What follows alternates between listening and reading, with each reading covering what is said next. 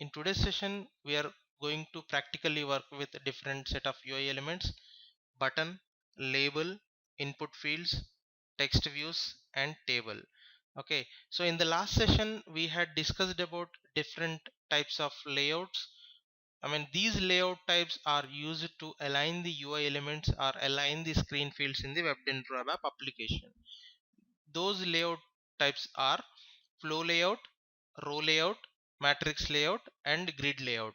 So one of best practices to recommend you is use matrix layout and row layout very often. Matrix layout has the first priority, so wherever possible use the matrix layout. So the advantage of matrix layout is it will improve the performance of the application, WebDentro application, and it will I mean it will also improve the look and feel of the WebDentro application. Okay, so if not possible, use row layout next. So matrix layout and row layout are recommended to use very often in the WebDentro app application to align the screen fields in the WebDentro. Okay, so now let us go into the SAP system to see to work with UI elements. Okay, so this is the WebDentro application that we had seen in the last session, that aligning the screen fields we had used matrix layout property. Okay, so this is how it was looking like after aligning the screen fields properly. Okay, so now let's create another application. Okay, this is the WebDentro component, and this is the WebDentro application that we had created. For one WebDentro component, we can create more than one WebDentro application. Okay, so it is also one of the important interview question: can we create multiple WebDentro applications for one WebDentro component? With respect to one WebDentro component, can we create multiple WebDentro applications? Yes, we can create multiple WebDentro applications for one WebDentro component. Okay, so in today's session we are going to work with button first. Okay, let's see how to create a button. Okay, just right click on view. I'm just trying to create another view, so just click on create, right click on views, and you get this context menu. Yes, click on create. So it was changed, so just save it. Okay, so v underscore button. Okay, v underscore button.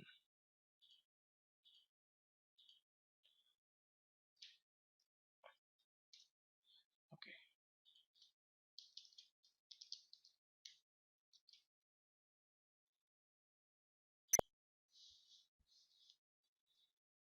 save. Now I'm just going to design this screen with button UI element. So whenever you want to design the screen layout, just right click on the root UI element container and click on insert element. Okay, click on insert element. Button, you can follow the naming conventions. Button display. Okay, so button is one of the UI element. If you just click on the drop down, you will see all the list of UI elements. Okay, you select button, click OK. Okay, so this is how it is displayed now. Now button UI element has list of properties. So here you will see all the list of properties.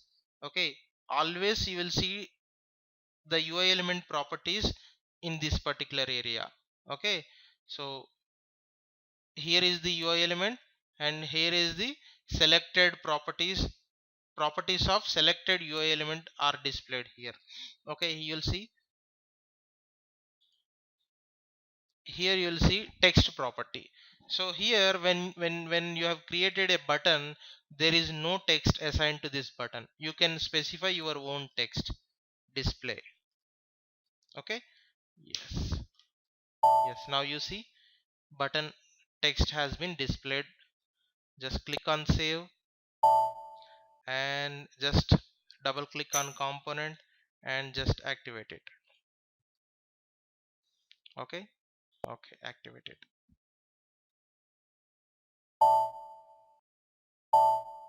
Okay, just now come here. Now I'm just trying to create a WebDynPro application. Or first, let me show you. See, I have created a new view, but this is not embedded into window. Okay, now let me check.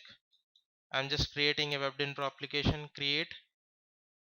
Okay, okay, WebDynPro application one.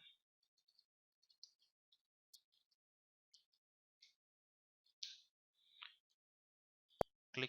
Okay, save. Okay, save it as local object. Now see, this application name is this, and this is the description, and this is the component. So it has this is the component name, and interface view is w underscore main.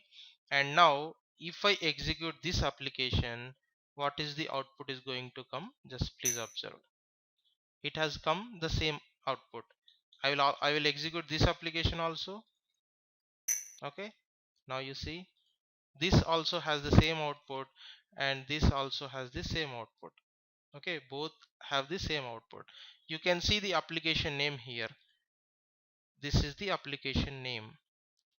Okay, ZWDA underscore recording underscore FSN1.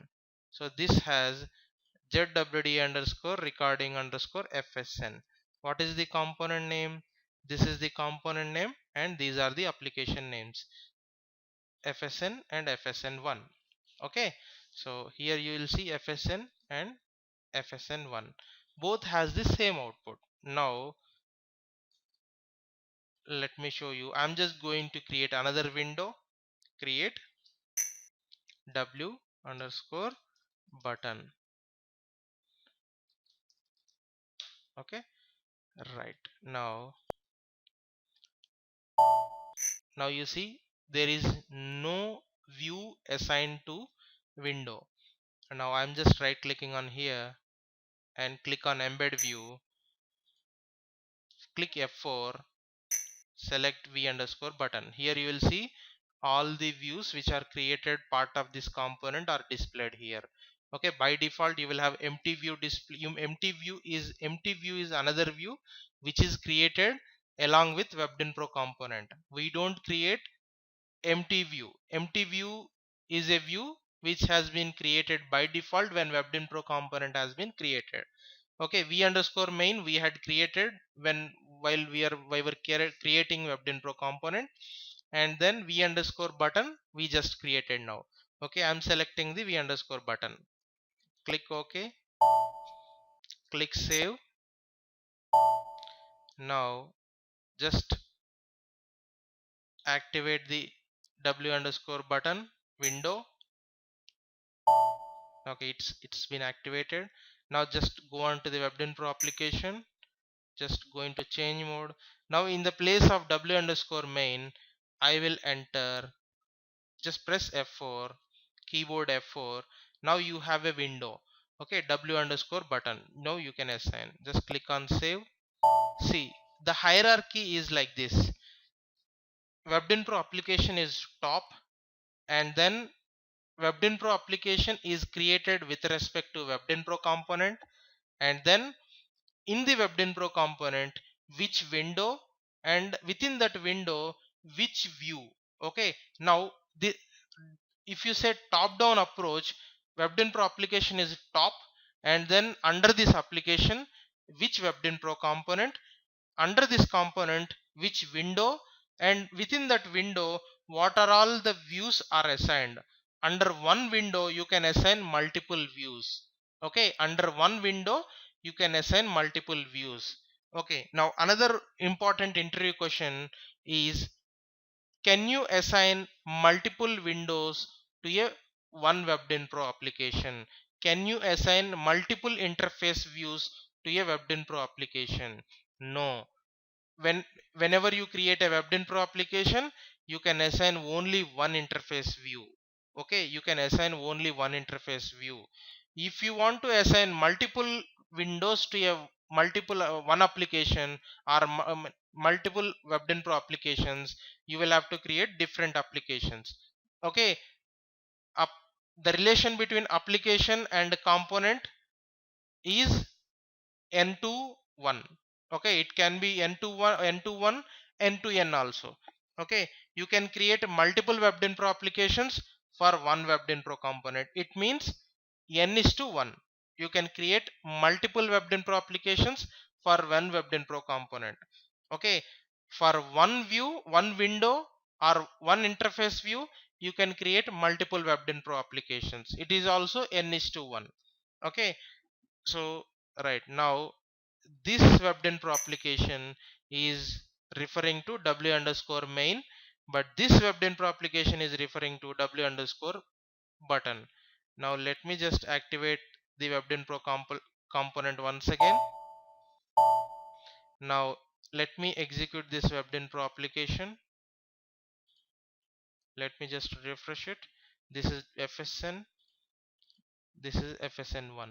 Okay, just click OK. Now you'll see display. Only just display button is displayed here. Now since it is a button is the behavior of the button is always user interactive, but the behavior of the button is always user interactive. But can you just click on the button? No, you cannot. I mean, it is not user interactive. It is not made as user interactive. Why? Because just go into WebDen Pro component, go into v underscore button. Why we are going to v underscore button? Because the display button is placed in the v underscore button view. Okay, just go into the change mode. Okay, this is the UI element. Now unless until you assign a action to this button, this will not become user interactive. Now you will see this is somehow not editable. I mean, it is just looking in different some kind of ash color. It is not active now. Now let me create an action for this. Okay, here for what are all the UI elements which are interactive can have action associated. All the UI elements which are user interactive can have action associated with it. Okay, so button is the behavior of the button is defined as interactive, so it can have action associated. So on action there is a property. You can see you can create an on action for this button. Okay, just click on this paper icon. Yes, you'll get a pop-up create action. Okay, for this view, this component, I can create an action. Okay, display. I can specify the action name as display. Okay, click on, just enter the description, display. Okay, click OK. Now action has been created. Whenever an action has been created, if you want to see the action, you can just go into the actions tab. There you can see this is what the action name that we had been given, and if you just go to layout again, you will see the same action name here. Okay, now if you just go to actions, you can double click here. It will take you to the method. Okay, method on action display end method. Now similarly, if you go to methods, you will see on action display. So in the actions it will be displayed as the formal name, but in methods it will display as on action display. Okay, on action is prefixed for action name. Okay, in methods tab, because the method type is event handler.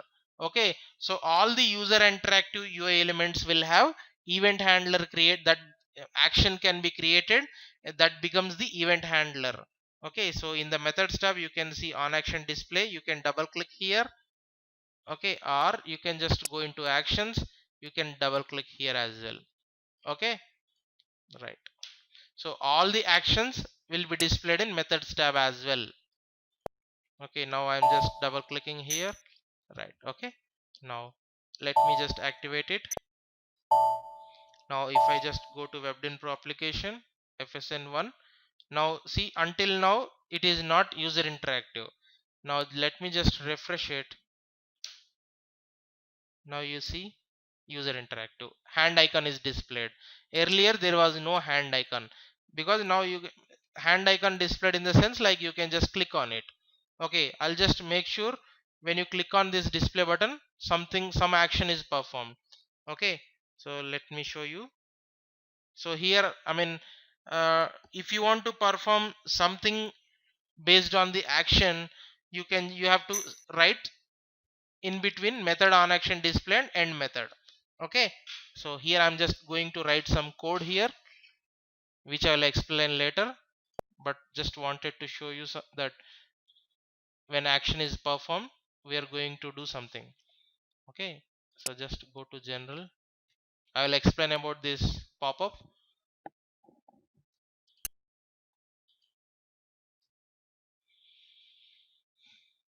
I'm just going to display some message.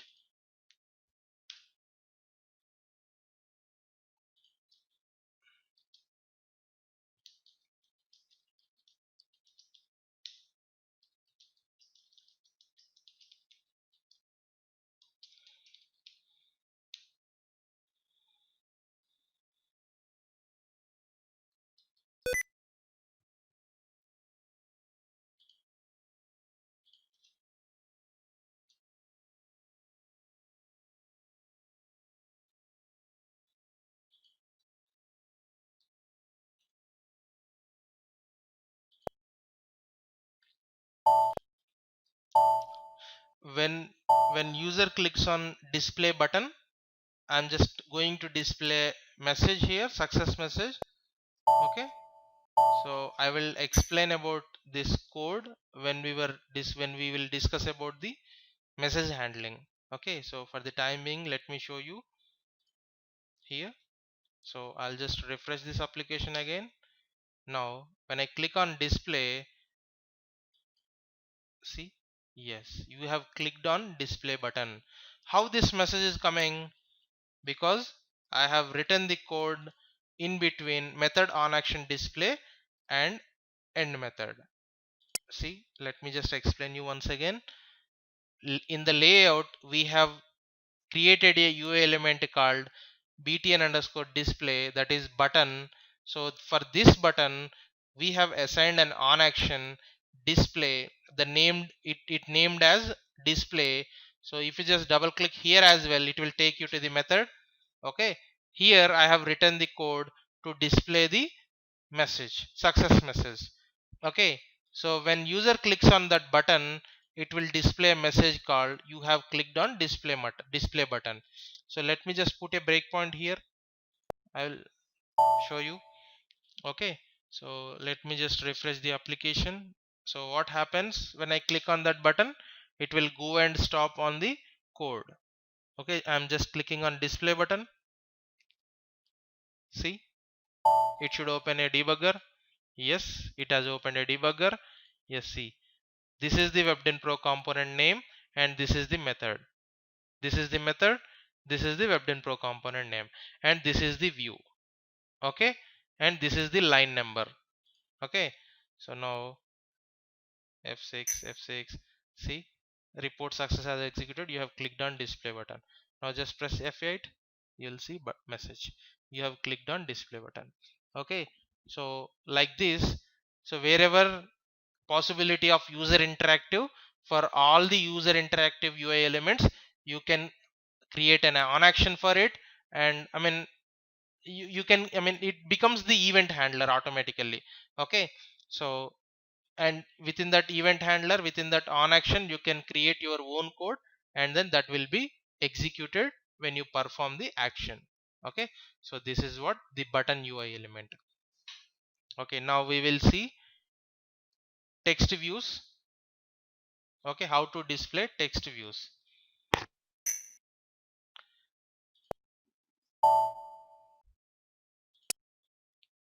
Okay, so now let me just uh, prior to that, I would like to show you data binding. Before we discuss about data binding techniques, let us recollect the other similar concepts. context mapping, context binding, and data binding. Okay, context mapping, context binding, and data binding. Without these three topics, there is no webbed in Pro App concept. Okay, so context mapping, I mean, let us reiterate once again. What is context mapping? Context mapping has two different things: internal mapping and external mapping. Okay, what is internal mapping? Mapping the context node from one controller to the another controller within the WebDin Pro component is called as internal context mapping. And what is external context mapping?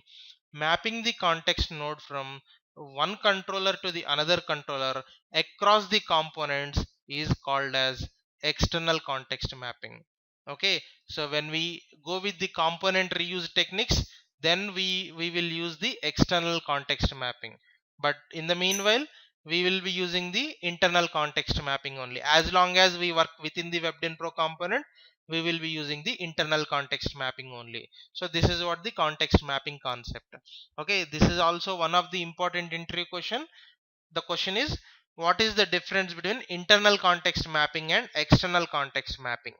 Okay, so I have already told you the answer. And context binding, binding the context node to UI elements is called as context binding. Binding the context node or context attributes to UI elements is called as context binding. Okay, so now next the third topic is data binding. Binding the data to context node is called as data binding. Binding the data to context node or context attribute is called as data binding. These three different topics are really important, because without context mapping you cannot have a data sharing between between different controllers in the WebDin Pro component. So this is one important one important concept in WebDin Pro App. Now context binding. Why context binding is required?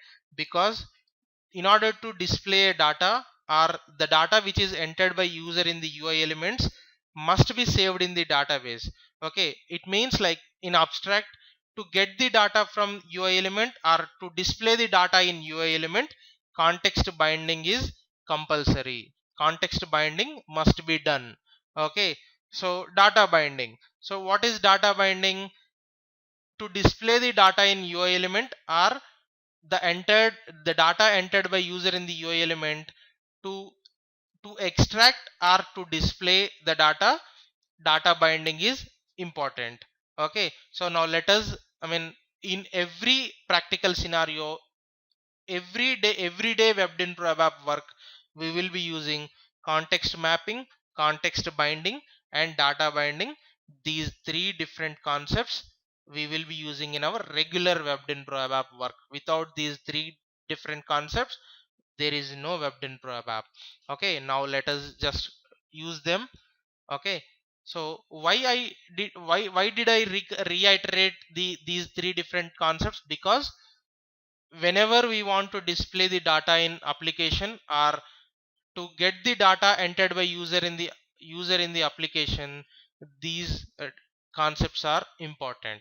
Okay, so now let me show you how to use these concepts in WebDin Pro App. Now I'm just going to create a text view. Okay, so text view is used to display the text. Okay, text view is used to display the text. It is always in read only. I mean, it is not editable. I mean, user cannot enter any data if if a text view UI element is used. Okay, so txv some text. I can select the required UI element from drop down, text view. Okay, this is the UI element. Just click OK. Now you will see, I mean, you even not see whether UI element has been created or not, because it is just to display the text only. I mean, as of now nothing has been displayed on the screen, but when you enter the text here, something will be displayed. Okay, so you'll see. So as long as there is no text, it is transparent. You don't see anything. You don't even understand that there is a UI element created in the layout. But when you enter the text, that text will be displayed here. Okay, I have entered the text, some test for the text property of text view UI element. Just see now. Yes, now you see test has been displayed. Okay, now if I just remove it, see, nothing has been displayed. Nothing has been displayed here. But if I enter the text, something will be displayed. The text which I entered will be displayed here. Now just save.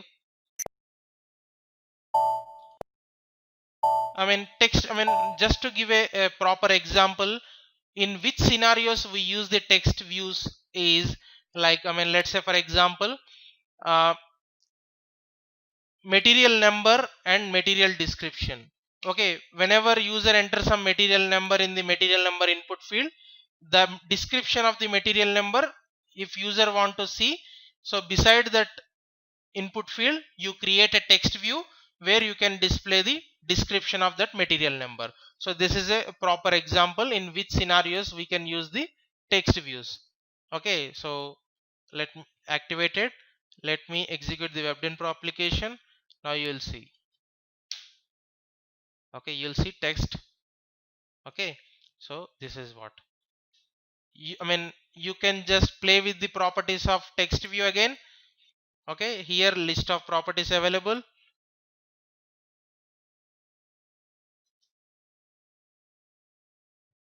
You can see the design property here. By default it is set as standard. If you select it as header 1, see the behavior here itself. You can see, yes, you can see the behavior has been changed. Now just click on save and activate it. Now let me just execute the WebDynpro application. I will open a fresh, because I would like to show you the difference between the earlier one and the current one after property has been changed. Okay, so this is how it was displayed earlier, but now yes it is. Okay, because I changed the design property of text view UI element. Okay, for a developer it is, for developer UI elements are matters. For an end user it doesn't matter what UI element it is about. How the data is displayed, it matters for an end user. Okay, right. If you select the design property as header 2, you can see it is immediately changed. It is little bit compressed. You can use it as reference, monospace, legend, header 4, emphasized, or group title. You can use that whichever way you want. You can use it. If you say emphasized, it means it is bold. Okay, so that's all. You can play with the properties. Okay, semantic color, if you want to specify any color. Critical, you see orange color has come. Activate. Now you see,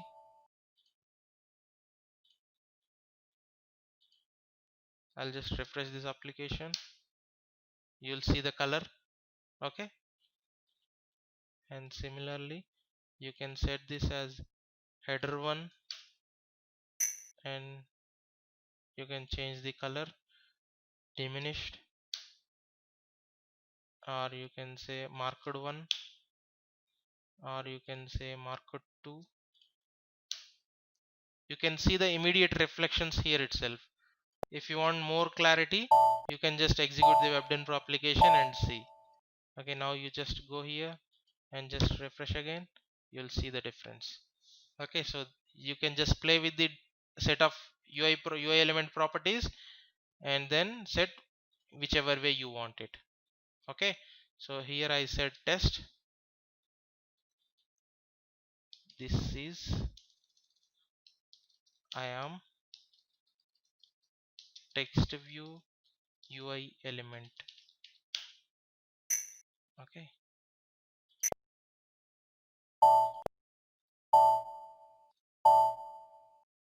now just refresh it. Yeah, you see I am text view UI element.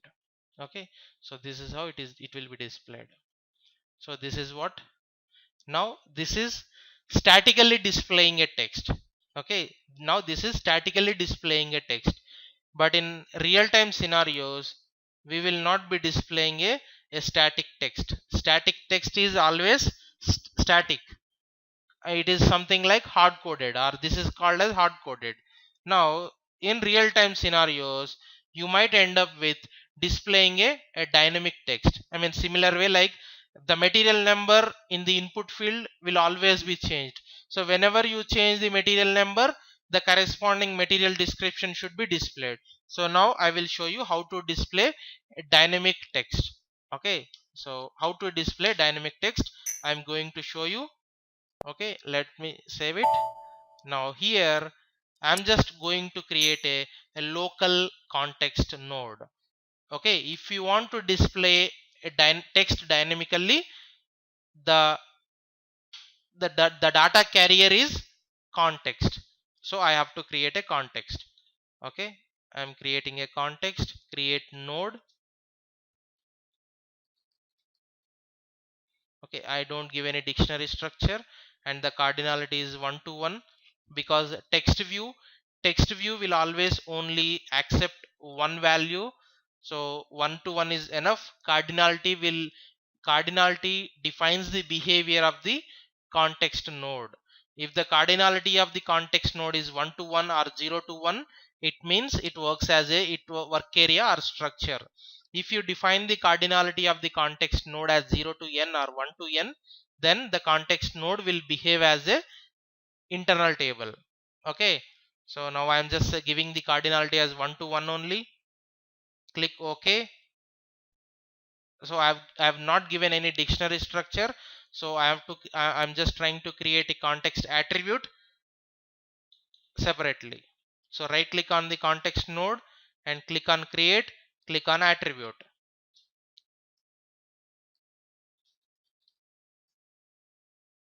So I'm just giving char 100 or just a string. Okay, now just click on save. Now just, okay, I'm just going to methods. Okay, when I click on display button, then I would like to show the text. Okay, so here this is called as data binding. Okay, so I'm just going to do the data binding. Here I have not done the context mapping. I have not done the context mapping. Why? Because what is the context mapping concept? Mapping the context node from one controller to the another controller is called as context mapping. But I have created the context node within this view. Okay, so I don't have to do any context mapping. But have I done the context binding? No, I have not done the context binding. I have not done the data binding. So context mapping is not required in this case, because I have created a context node within the view. So what if I create a context node within the view? So this particular context node which I created within the view cannot be accessed outside the view, because whatever I create in this view, it is specific to this view only. View controller is local controller. Whatever you create in the view controller, this is accessible within the view controller only, cannot be accessed by outside other controllers. So I don't have to use the context mapping concept here, but I have to do the context binding. So let me just do here methods. So here I'm just going to do the data binding. What happens if I don't do the context binding? I would like to show here. I mean, context mapping is not applicable for this scenario. Okay, now context binding is important. Now data binding is important. I have not done the context binding, but I'm going to do the data binding. See, using the Webdyn Pro code wizard set. I will explain you separately this Webdyn Pro code wizard in the next session. So I'm just selecting the text view attribute, click OK. So the code will be generated automatically. Okay, here in this place I'm just going to enter the concept. I am text view UI element. Okay, save, activate.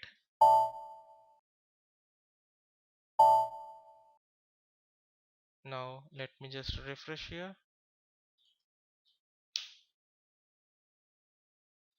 Okay, so now text is not displayed because I have not given any static text for the text view UI element. But what I have done, when I click on display button, I am going to display the text. Okay, so I have written the code, required code in the on action of this display. So okay, I'm just going to click on the display button. You have clicked on display button. Okay, but now why this text view is, I have given the, this is called as data binding. Okay, this is called as data binding, binding the data to context node or context attribute is called as data binding. Okay, so I have given the data to context attribute. What is the context attribute? Text view is the context attribute, but I have given the data also. Why it is not displayed? Because I have not done the context binding. I have not done the context binding. Okay, how to do the context binding? Just please see here. Okay, so for text property, just click on this brick button. Just click on this brick button. You will get a pop-up. You will have to select the required context node or context attribute. So this is single UI element, so we will have to select context attribute only. Okay, so select this context attribute, click OK. Okay, now you see this is the context binding exists. So this is called as context binding the context node or context attribute to a UI element is called as context binding. What is the importance of context binding? If you do not do the context binding, although you do data binding, data will not be displayed in the UI. Okay, data will not be displayed in the UI element although you do data binding. But if you have not done the context binding, data will not be displayed, or and vice versa. You have done the context binding but you have not done the data binding, so data will not be displayed. So context binding and data binding both are combined, both are mandatory to be applied. Okay, so now let me just activate it and execute. Now you will see the data. Okay, now you will see the data. Refresh it. Now just click on the display button. You will see at a time message will be displayed and data will also be displayed. Just click on display. Yes, message is displayed and data is also displayed because in the same on action of the button I have written a code to display a message and to display text as well. Okay, now I will show you why I was referring to the dynamic. So now you will understand clearly. Now what I'm going to do is I'm going to create another button, button 2, button. Okay, so I will just select the root UI element container layout as matrix layout so that I can align the screen fields properly. Now I would like to bring this button to in the next line. So I will have to select the matrix head data. See here it has come in the second line. So I will change the text also, display text 1. Okay, now I will change the text property. display text 2. Okay, I have two different buttons. So now you see, since I have not assigned any action for this button, this is appearing like this. You will see the look and feel of the two different buttons. The first one has hand icon displayed because it has action associated. The second one has no action associated, so it is not appearing as similar as display text one. So now I am just going to assign an on action for this, the second button also. So just click on on action, display 2, click OK. Now you see, now I'm going to create another text view.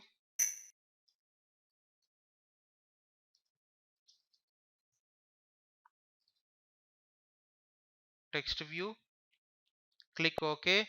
You can enter any ID should be unique. Okay, ID should be unique, but same UI element can be used more than once. See, I have button UI element twice in this same view.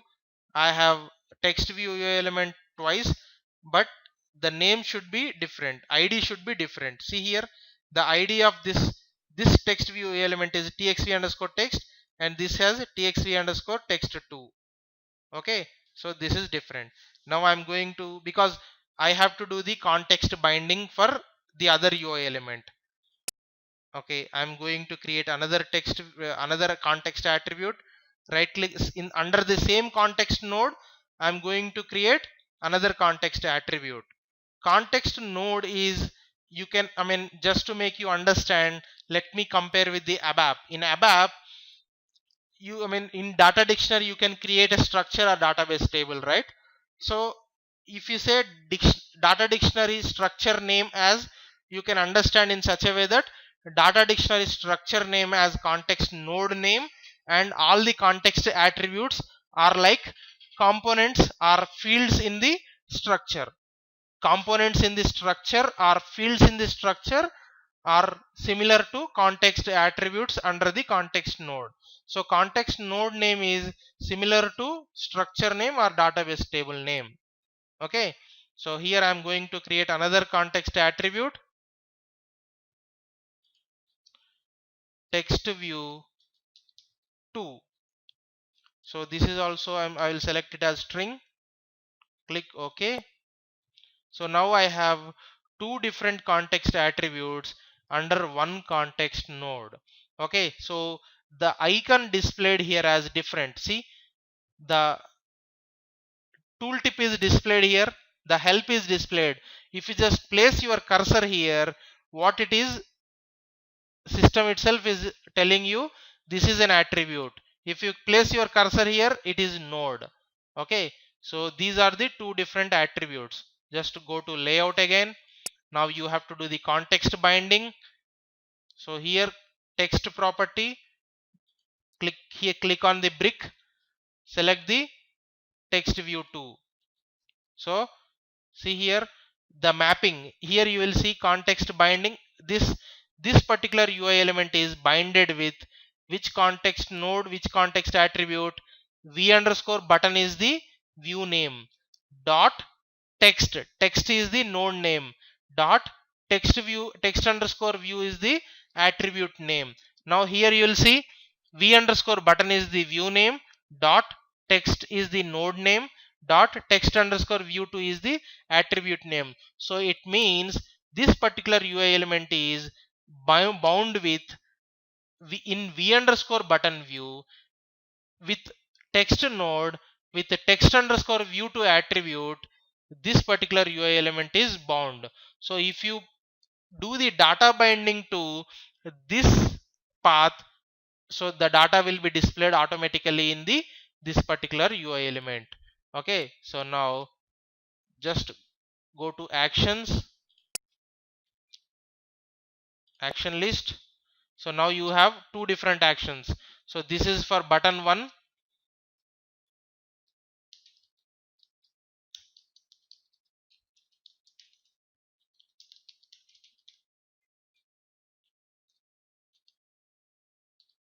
So this is for button 2.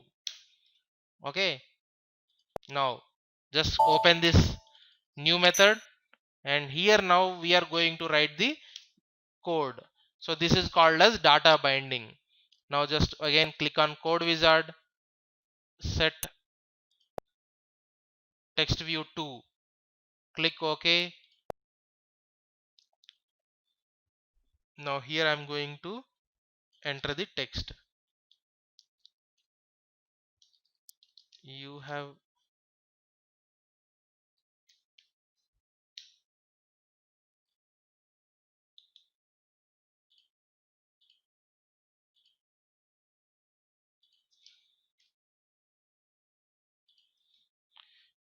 clicked on second button. Okay, you have clicked on second button.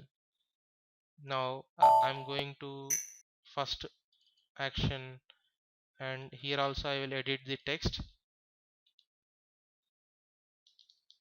You have clicked on first button. Okay, now so when I click on first button, this message will be this text will be appeared beside that button, and when I click on second button, the other text will be displayed. Now just let me go to WebDynpro application and test. So whenever you have done some coding, or whenever you have done some UI changes, in order to see what changes you have done, whether they are working fine or not, you have to execute the WebDynpro application and see the output. Then you will confirm that yes, I have done the changes which you have done is working well. Okay, so here, so I'm just going to click on display text 1 button. See, message is displayed, and here you have clicked on first button. Now I'm going to click on display text 2. So here you will see you have clicked on second button. So this is dynamic. Okay, so this is called dynamic. Or I mean, in another way, if I want to tell you, in the same UI element, you can display multiple text depending on the action or depending on the input entered. Okay, the proper example is like material number. So beside that material number, whenever you change the material number, you would like to show the description. That example we will see in the next later sessions. Okay, okay, so now we will work with the input field. Okay, now we will see the input field. Go to layout, just right click on the root UI element container and click on the insert element. So here one more thing I would like to tell you, for text view UI element, since it is read only, there is no user interaction required. So you don't have any on action for it. See here, you don't have any on action for it. You don't have on action property. You cannot create event handler. Okay, so now I'm going to create input field. Just right click on the root UI element container, click on insert element, INP, naming convention, input for input field, INP, some test. So I can select the input field UI element from the list, click OK.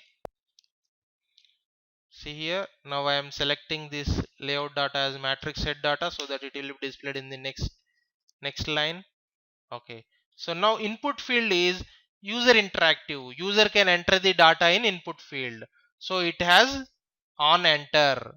So user can enter some value in the input field and click on keyboard enter button. So then you can have action associated with it, but the property name called as on enter. Okay, here you can create on action for the input field. Okay, input enter. Okay, okay, right now, so right, you have created a input field, but how do you know what input field it is referring to? So you can assign a label for this input field.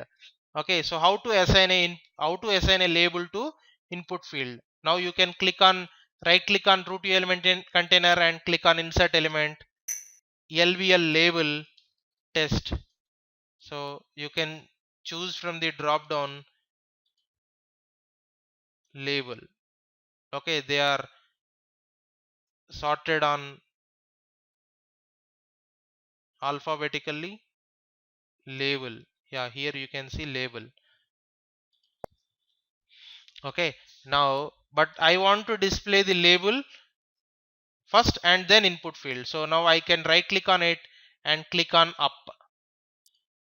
Okay, so or I can just click on down also if I want to display here. Okay, so I can play here. So I if I want to send this label to first position, so click on to first position. See, so it has come here. So this is the first position. You can click on last position also, so it has come here. So you can play with these properties. Okay, up. So now for every label you must have the label for. Okay, label will always created with respect to something. So here for label for property you have to give for which label, for which UI element you are referring to this label. So label for, I am just going to give input underscore test. Okay, so you if you want to specify some text here, you can enter some text. Otherwise, when you have done context binding to this input field, so the field label of the data element will automatically displayed as a label. Okay, it is similar, the concept is similar like modulable program only. Okay, similar to modulable program it works here. Okay, now here for this label UI element layout data as matrix data, so that is why it is displayed here. So now I will choose this as matrix head data. See here, so this has come in new line, but I want to display this input field and this label side by side. So for this input field UI element layout data as set as matrix head data, so now you can choose as matrix data, so they are displayed side by side. Okay, now so since it is user interactive, context binding is mandatory. See here, obligatory binding is missing. Obligatory in the sense like mandatory. Mandatory binding is missing. So now we have to do the mandatory binding. So how to do the mandatory binding? I can just again go to context. I can create one more context attribute, input. I can say char10, or I can say, right, I will show you here. I'm just selecting, I'm just entering the type as char10. So type is, you can enter the data element name, or you can enter the database table name hyphen field name or structure hyphen field name. Okay, both are same. Okay, now I am just clicking OK. Right, now if I go to layout and just save it and activate it, display errors it is saying. Why? See, property value of element inp underscore test must be bound. I have not done the context binding. See, I have not done the context binding. So just click here, select the input context attribute. See here, so this is compulsory. You will see whether context binding is done or not for a particular UI element. I mean, if it is context binding done, it will be appeared like this. Okay, so wherever there is user interactive, context binding is mandatory, or wherever there is a dynamic behavior, context binding is mandatory. Okay, so right, done, save and activate. Now you will see, let me refresh the WebDynpro application. Okay, see here, UL input field is displayed, but here there is no label displayed because we have created a standard data element. Char10 is a predefined data element, so char10 doesn't have any field label. So there is no label displayed. Now I'm going to change that. See, for this input context attribute, I'm going to change the type Mara Matner. Okay, now you see Mara hyphen Matner. Now I don't have to do the I don't have to redo the context binding because context attribute is already assigned. I'm just changing the properties of context attribute. I'm just changing the properties of context attribute. So I don't have to do the context binding once again. Just save and activate. That's all. WebDynPro framework will automatically take care of it. So now just go here, refresh. Now you see text. I have not given the text, but it is displayed here. Okay, and you will see tooltip is also displayed here. Tooltip, what it is saying here. Okay, so material label is displayed automatically. Where it is coming from? It is coming from the field label of data element. Just let me just double click here. I'm just double clicking here. It will take me to Mara database table. Yes, see, transparent table Mara and Matner data element. See this field label. Yes, it has field label material. So by default it will take long. WebDynPro framework will always consider the long field label by default. If you want to assign medium, if you want to assign heading, if you want to short, you can assign forcefully in the WebDynPro. Okay, now just go back. So this is how. Okay, so if you are referring to a standard data element or a data element which has field label, so that field label will automatically displayed as label. But if the data element doesn't have any field label, then you will have to specify here. Now I'm not interested to the field label which has come by default, which has come from data element field label. Now I would like to give my own field label for this UI element. Okay, material number. See, it will be overwritten now. Yes, see, it will be overwritten. It is overwritten. Activate it. Refresh it. See, it is overwritten. So whatever you enter in the WebDynPro, that is final. Okay, right. That is considered. So this is what button, label, input field and text view. Okay, now we will design a table also.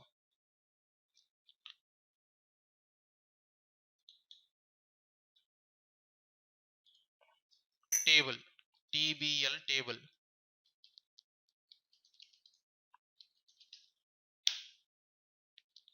See, for this table I will set the layout data as matrix head data, so it will display in the next row, right? Fine.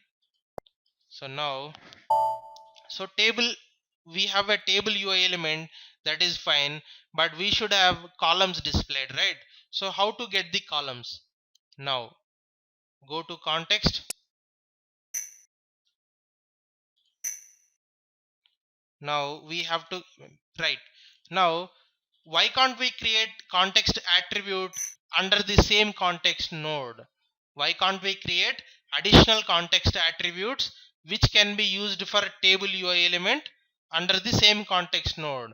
We cannot create additional context attributes under the same context node which will be used for table UI element, because table cardinality of the context, what is table? Table will accept multiple records. So to accept multiple records, what should be the cardinality of the context node? The cardinality of the context node should be 0 to n or 1 to n. Now this context node has cardinality 1 to 1.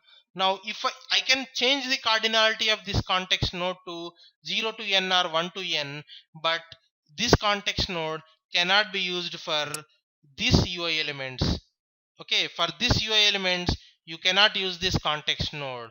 So now in order to differentiate the behavior of the table and the other UI elements, we should have a new context node created.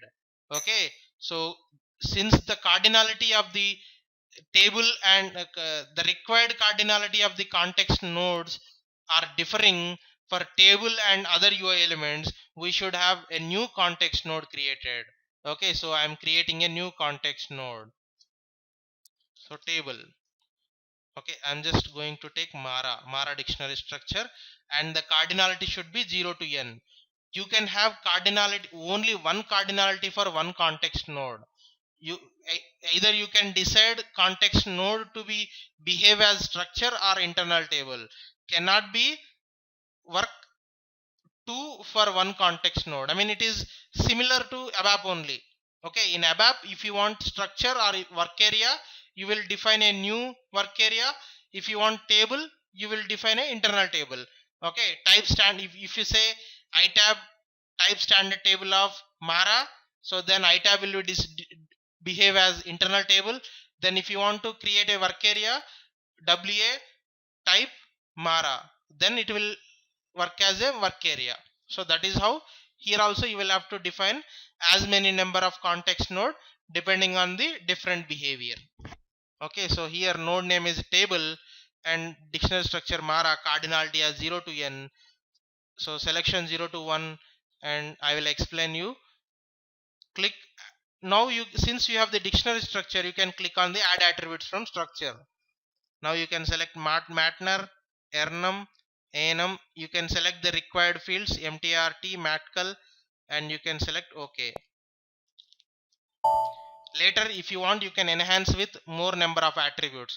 So these are all attributes. So this is context node. Okay, now you can go to layout. Now you see data source. What is the data source? Obligatory binding is missing. Always you will have to check what are the properties are mandatory for UI elements. Okay, or otherwise you can just click on save and just check syntax check. It will give you an error message, so that you will understand this is mandatory. Property data source of element must be bound. So if you know, you can directly do the data context binding. If you don't know, when you are trying to check, it will system will give you through an error. So I'm just going to do the data context binding. So this is called context binding. Now right click on it. Now click on create binding. So what type of UI elements you want to place? I want to place text views. Okay, so I will select all. Okay, see, columns are displayed automatically. Okay, so now just save and activate. Let me just refresh the application. Now you will see table displayed, but now you see the alignment is not proper. See, this input field has appeared after the end of the last column of the table. So now let us align the table, let us align the screen also. So to align the screen fields, we can take the help of transparent container. Transparent container naming convention, TCO, transparent container. Okay, now what you can do is, I'm just going to place all UI elements in transparent container, required UI elements. Okay, just do drag and drop, that's all, nothing else. Just do drag and drop. Okay, just do drag and drop. Do drag and drop. Select, drag and drop. Okay, now I'm just sending it top up. Okay, now this I'm just selecting it as matrix head data.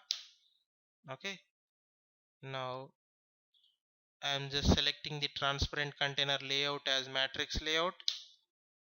Okay, now from button 2 I would like to display the, so whenever you change the placement of UI elements, once again you will have to set the layout type. Okay,